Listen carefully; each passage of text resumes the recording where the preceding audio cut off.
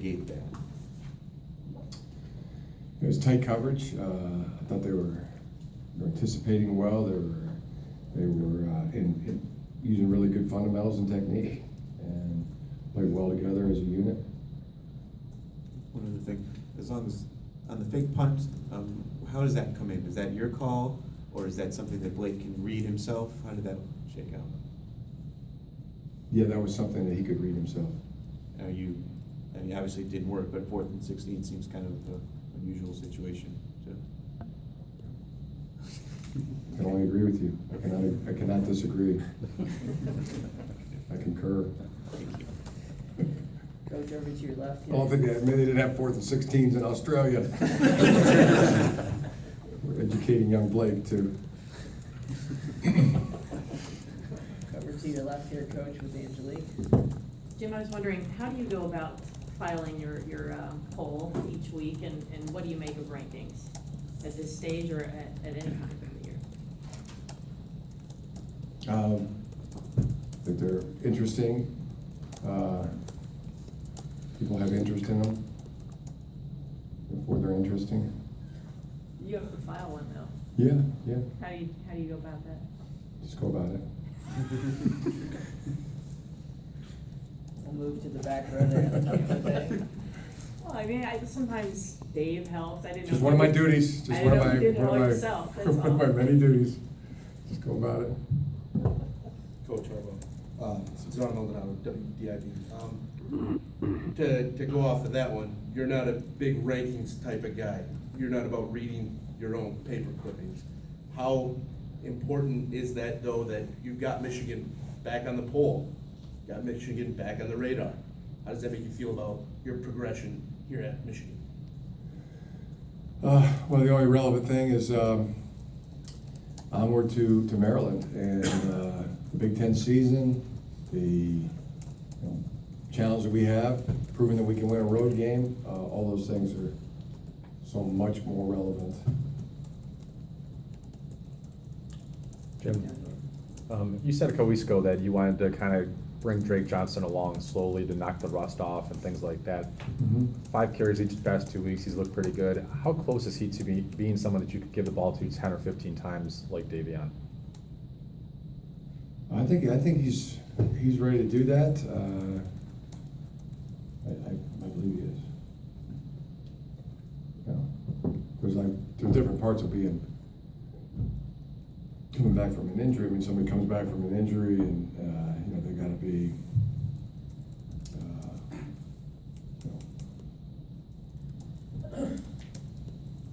better than just being able to walk around like a normal person would, to be football ready. And then once they're there, then they start participating in football. Then they have to be better than somebody.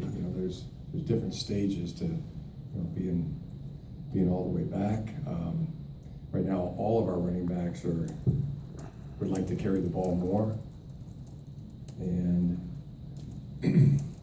they're stating their case every time they get the ball, and it's been good. They've been hungry for those reps. Drake's and Drake included. But I would say the same for Davion, Ty Isaac, Derek Green, Ross Douglas, Drake Johnson. They're all competing to be the guy carrying the ball. And then they got to block. They got to block when they don't have the ball. They got to protect when it's a pass, and so all those things factor in. But bodes well that they all want it, and they had a chance to state their case and they're out there. You can move all the way to your right, Coach, with Rachel. But I guess I'm just answering your questions, not just, hey, here's 15 carries. Yeah, I understand. It's a bit of a process there. Jim, going back to winning a road game, in your estimation, what does it take for a team to win a road game? Something Michigan struggled with over the past couple of years. Just being good, being a good football team. Anything in particular? That's the main thing. Yes, what does it take? I put that at the top of the list, number one, by far. Come back over here to the middle. We have time for a couple more questions. Adam? Jim, the past couple weeks offensively, you guys have been talking about developing big plays. There were two 20-yard completions, a 40-yard completion, and Devion 60-yard touchdown run. Where's this offense at in terms of the big play capacity?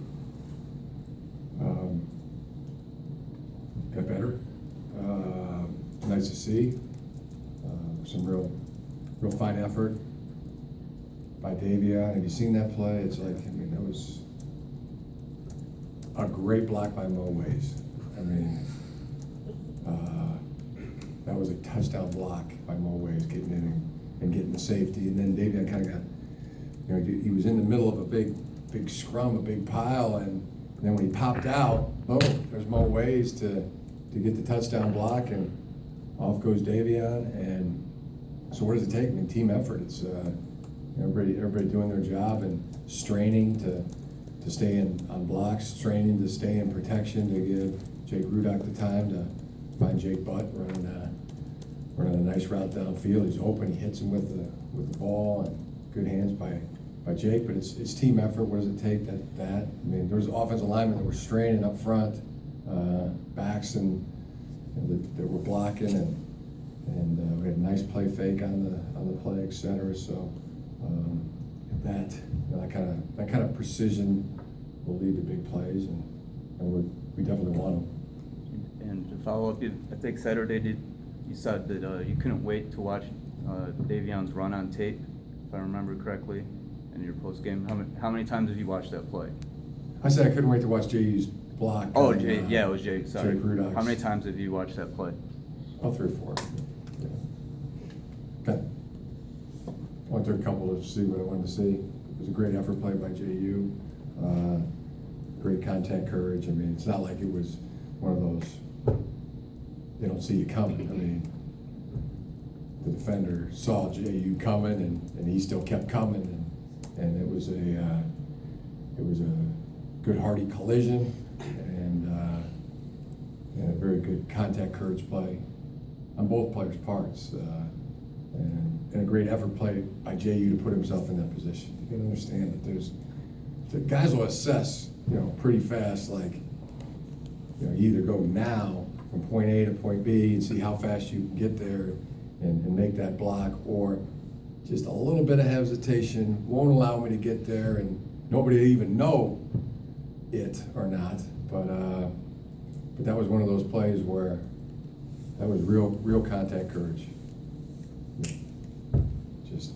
Just went and made a real hearty block, and really happy to see that. And Darbo's doing the same thing, and Ways are doing the same thing at a higher level than most receivers you're ever gonna find. So really happy about that. We're moving over here to the front right with Nick. Two guys we forgot to ask, Brian Cole and DeMonte, are those long-term injuries, or are they just working on stuff? Yeah, two different things. I'll move back here to Max. Does having a night game after you have 3 straight unions, do you have to change your preparation in any way for that?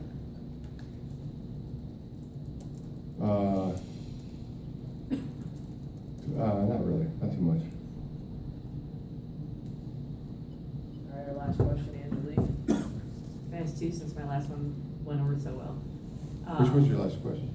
Polls. I still don't know if you actually do your I thought I could give a good professional answer on that. It's professional, I don't know, I still don't know if you do it yourself, that's all. I was just wondering if you actually sit there but that wasn't my question right now. Okay. I just said, Yeah, that was answered. We It answered that was. one, yeah. if Devion is unable to play, would Ty be the starting tailback? I mean, I think we've pretty thoroughly plowed that ground too. That's There's a fine. lot of players that are, hungry to get carries, and multiple backs would. Okay, I understand. And I was wondering who would start. I mean, it sounds like it would be Ty then. I mean, okay, forget it. Well, no, I mean, No, forget it. I just wondered who would start, that's all. two things. I mean, number one is I'd love to have that information from the opposition each week. Got You it. know, who's Okay. really gonna be starting? What role are they gonna be in? How are you gonna use them? What will they be effective at? But we don't get that information, so why would we be in a position Okay. to give that information? I know you want it, but I would want it too, so. And the other thing is, there's really, unless it's the quarterback, I mean, we don't have any kind of who's the starter, who's not the starter. You know, there's just, I understand completely people wanting to talk about the quarterback and understand that's a part of football, but There's no right when it comes to guard. other, no right guard controversies. No, there's no who's starting here or there. My last question is about this Michigan Mile. A couple of the guys have talked about it. Is that, what is your plan? Is that sort of a reset for the week? Is that how you approach having them go through the Michigan Mile each week? Every Monday, I think, right? I think it accomplishes a couple things. Number one, conditioning. Number two, just get the lactic acid out, and a good way to make the body feel better.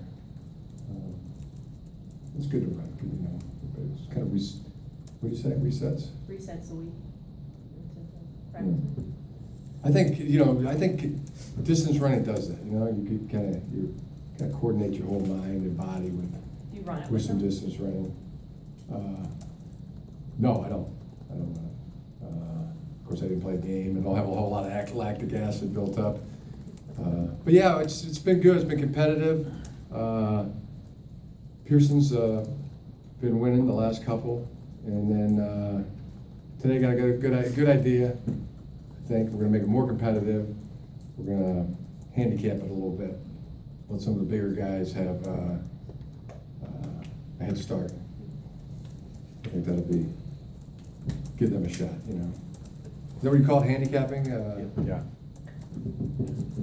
It is, right word? But what you're saying is if we can get information from the opposition, we can have a trade on information? We might be able to come to some accord there, yeah. Now you're talking.